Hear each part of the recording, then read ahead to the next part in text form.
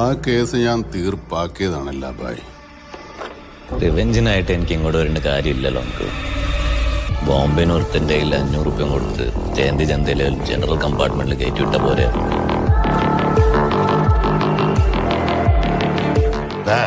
നീയൊന്നും കാണാത്ത, നിനക്കൊന്നും അറിയാൻ പാടില്ലാത്തൊരു മൈക്കിളിനെ ഞാൻ കണ്ടിട്ടുണ്ട്.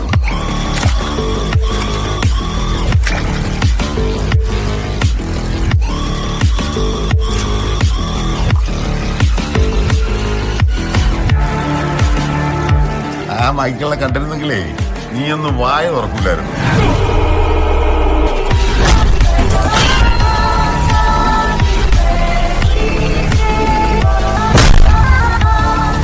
ഇവിടെ